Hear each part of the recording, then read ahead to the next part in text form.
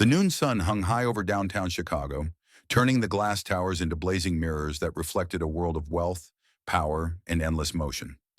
Inside the marble-floored lobby of the Hawthorne Financial Building, people in tailored suits moved with brisk, purposeful strides. Phones buzzed, heels clicked, and conversations floated through the air, like background noise in a movie no one really watched. And right in the middle of it all was Ethan Brooks. He pushed a gray cleaning cart across the polished floor, his hands steady on the handle, his faded navy uniform pressed but worn at the edges. To everyone else, he was just another janitor. Invisible, forgettable, part of the building's scenery. People stepped around him without looking. Some didn't even bother to say, "Excuse me." To them, Ethan was just part of the maintenance. But inside, Ethan was something else entirely. His eyes, a deep, thoughtful brown, never stopped moving. He noticed everything. A dropped pen, a cracked tile, a nervous twitch in someone's hand. Years of being ignored had sharpened his awareness. When the world stops paying attention to you, you start paying attention to the world. Ethan had learned that lesson the hard way. He cleaned in silence, the soft swish of the mop and the quiet squeak of the cartwheels filling the space around him. He liked it that way. Silence meant safety. Silence meant no questions. Because questions led to answers. And answers led to a past he didn't want anyone digging into. A few years ago, Ethan Brooks had been someone else. A respected name, a steady pair of hands, a man people trusted when their lives were on the line. Now he was just the guy who emptied trash cans. He stopped beside a tall window that overlooked the busy street outside. Yellow taxis rushed by, horns blaring.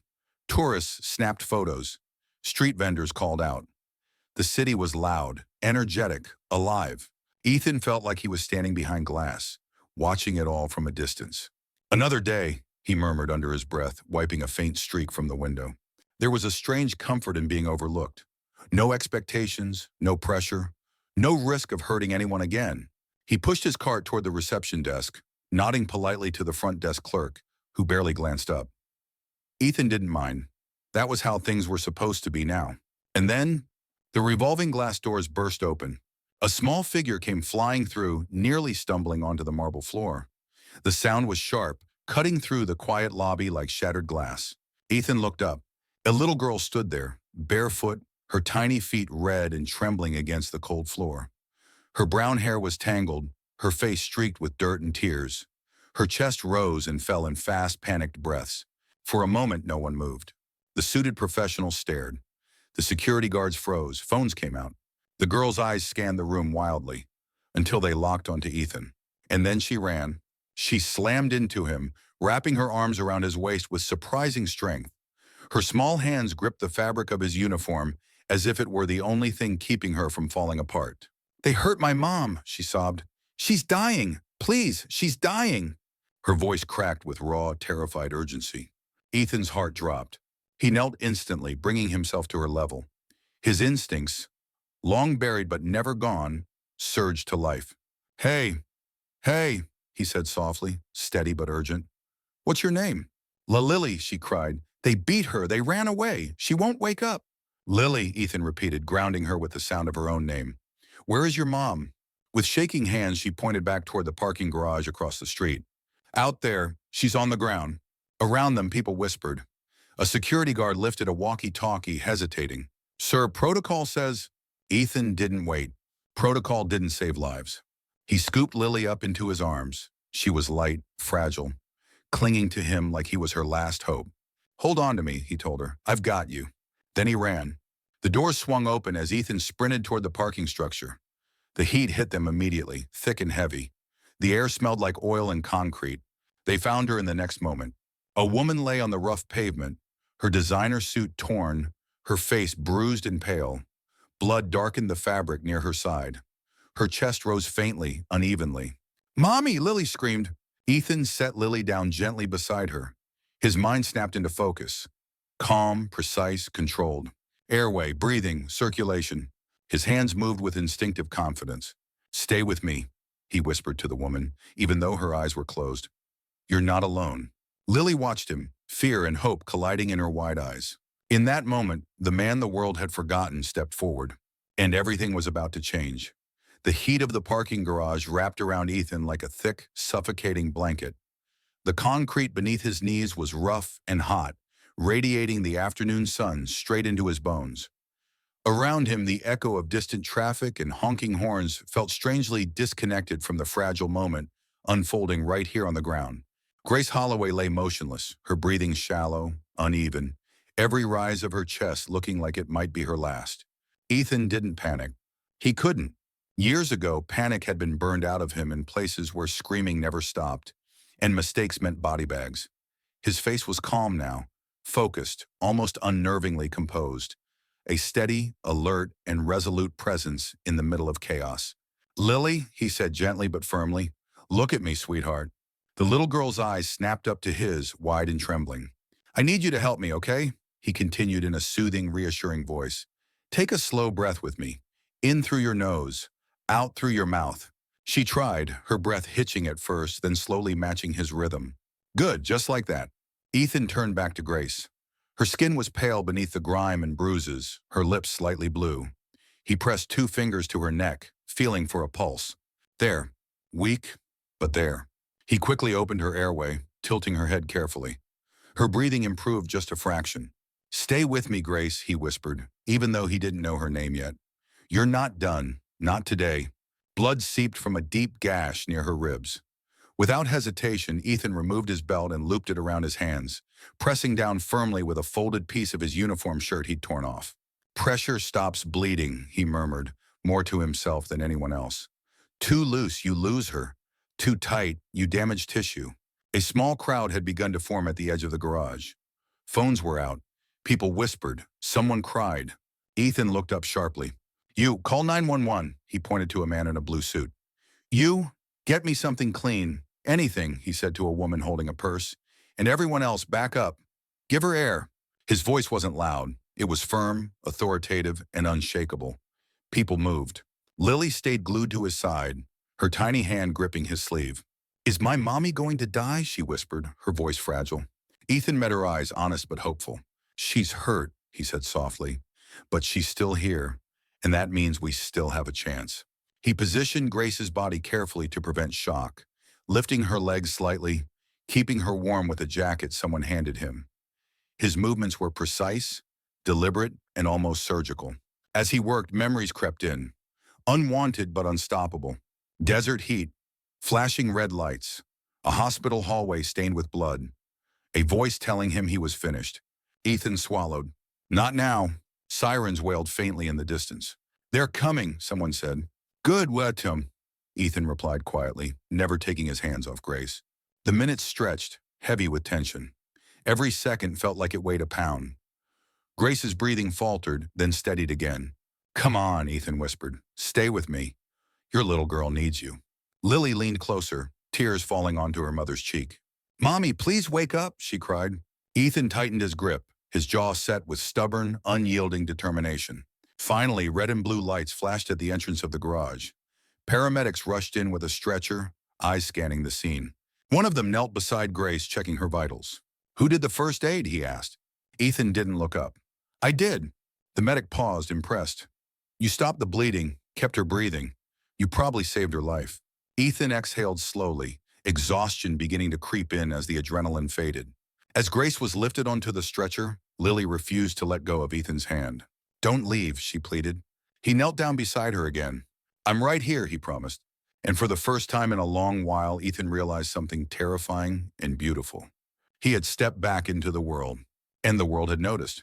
The ambulance doors slammed shut with a sharp metallic echo, and just like that, Grace Holloway was gone, racing through Chicago traffic toward the hospital, her life hanging on a thin, fragile thread.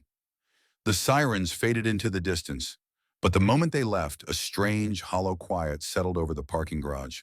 Ethan stood there, frozen. His hands were still stained with blood. Not a lot, but enough to matter. Lily remained beside him, small fingers wrapped tightly around his sleeve, as if letting go might make everything fall apart again. Her eyes followed the ambulance until it disappeared from sight. "Is she going to be okay?" Lily whispered. Ethan knelt down slowly, bringing himself to her level. His movements were careful, controlled, but inside everything was shaking. I don't know yet, he admitted in a gentle, honest tone, but she's alive, and that's something. A police officer approached, notebook in hand, his face wearing a mix of concern and curiosity. You the one who helped her? The officer asked. Yes, sir, Ethan replied quietly. We're going to need a statement. Ethan nodded, but his attention stayed on Lily. She looked so small in this massive concrete structure, surrounded by strangers and flashing lights. No child should ever feel this alone.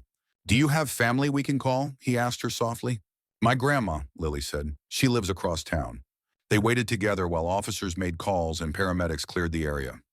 People who had filmed earlier began to drift away, their curiosity satisfied. The world was already moving on. But Ethan couldn't.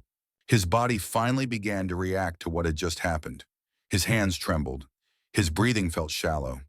The overwhelming, delayed weight of adrenaline crash hit him all at once. Lily noticed. Are you okay? She asked, her voice small but caring. Ethan forced a faint smile. Yeah, just a little tired. In truth, it wasn't fatigue, it was memory. He hadn't touched a bleeding patient like that in years. And somehow his hands still knew exactly what to do. Security from the Hawthorne building finally arrived, walking toward him with stiff, uneasy expressions. Sir, we're going to have to ask you to return to the building, one of them said. We'll take it from here. Ethan looked down at Lily. I don't want to go, she whispered. I want to stay with you. Ethan's heart tightened. I wish I could, he said softly, but your grandma's coming. She'll be here soon. A few minutes later, an older woman rushed into the garage, breathless and tearful. Lily ran to her, wrapping her arms around her. Ethan stepped back quietly. No one thanked him. No one even said his name. That was fine. That was normal. He returned to the building, his shoes squeaking faintly on the polished marble. But something had shifted. People stared now. Whispers followed him. That's the guy. He saved her. The janitor.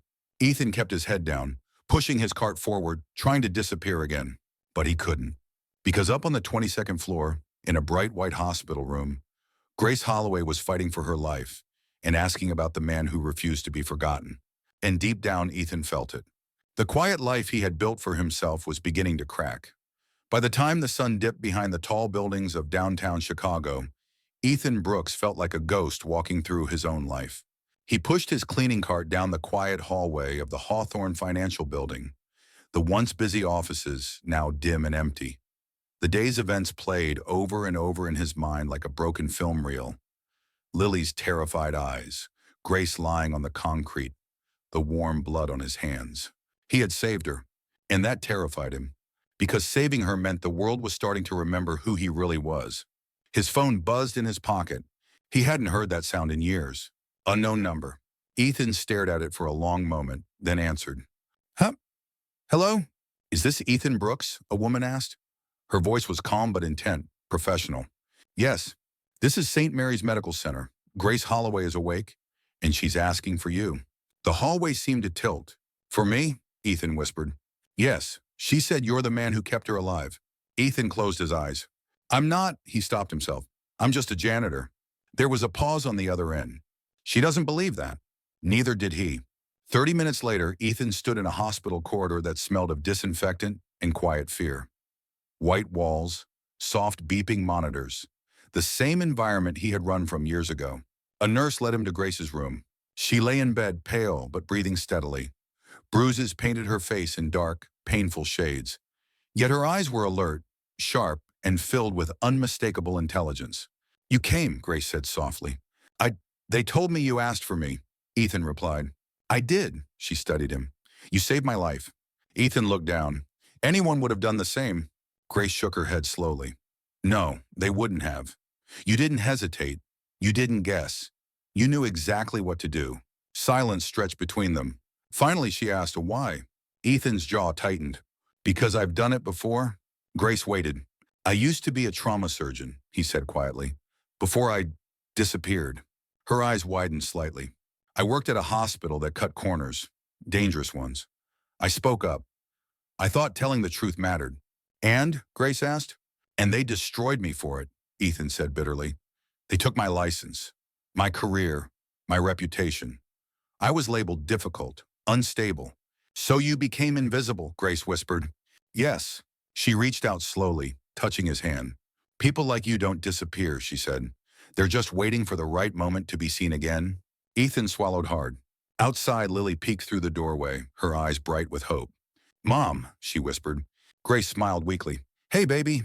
Lily ran to her side, wrapping her arms around her carefully. Ethan watched, his chest tight. He had given this child her mother back. And now there was no running from what he really was. Not anymore. The days after the attack moved in a strange, quiet blur.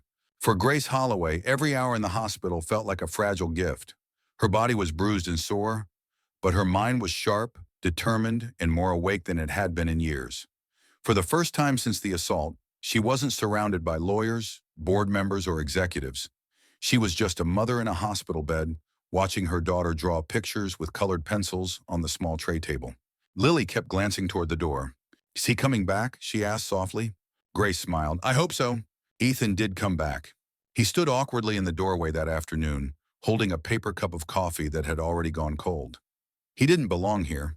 Not in a room filled with quiet beeping machines and soft hospital light. This place still carried too many memories. You don't have to keep visiting, he said gently. You're safe now. Grace met his eyes. You don't get to disappear again just because things got uncomfortable. That hit harder than she knew. They talked. Not about the attack, not yet, but about Lily's school, about the building, about small things that felt normal. And slowly, without realizing it, Ethan began to feel human again. But Grace hadn't called him here for small talk. Ethan, she said one evening, when Lily had fallen asleep, I had my people look into you. His shoulders stiffened. You shouldn't have. I had to. Silence. They erased you, Grace said quietly. The hospital, the board, everyone who didn't want you telling the truth. They ruined your name. Ethan looked away. It doesn't matter anymore. It does, she replied, her voice firm, unwavering. Not just to you, to every patient you could have saved, to my daughter. He finally looked back at her. You think this changes who I am? He asked. I lost everything. And yet, Grace said softly, you still ran into that garage. Ethan felt something crack inside his chest. I was scared, he admitted. I still am. So am I, Grace said. But fear doesn't get to decide who we become. The truth was out now. There was no more hiding. And for the first time in years, Ethan wondered if maybe, just maybe, his life wasn't over after all. The morning Grace Holloway was discharged from St. Mary's, the sky over Chicago was bright and clear, the kind of hopeful blue that makes everything feel possible again. Sunlight streamed through the hospital windows, washing the room in a warm, gentle glow. Lily stood by her mother's bed, tying the laces of her sneakers with careful concentration. Mom, she said, is Ethan coming today? Grace smiled. He already texted me. He's downstairs. A few minutes later, Ethan stepped into the room, holding a small paper bag with breakfast pastries. He looked a little nervous, a little unsure, but also more alive than he had in years. I didn't know what you liked, he said awkwardly. So I got a little of everything? Lily grinned. You're the best. Grace watched them with quiet gratitude. In a world that had almost taken everything from her, this man had stepped in and given it back. As they walked out of the hospital together, reporters waited near the entrance. Microphones were raised. Cameras clicked. Mr. Brooks, someone called. Is it true you were once a doctor? Ethan hesitated. Grace squeezed his hand. This time he didn't look away. Yes, he said, I was and I still am. The story spread fast. The janitor who saved a CEO, the surgeon who lost everything for telling the truth. Public support poured in. Grace used her influence to reopen Ethan's case, demanding accountability from the hospital that had buried him. And for the first time in years, justice felt possible. But what mattered most wasn't the headlines. It was Lily laughing again. It was Grace breathing freely. It was Ethan standing in the sunlight, no longer hiding. Before they left the hospital grounds, Lily hugged him tight. You didn't just save my mom, she whispered. You saved me too. Ethan knelt, meeting her eyes. No, he said gently, you saved me.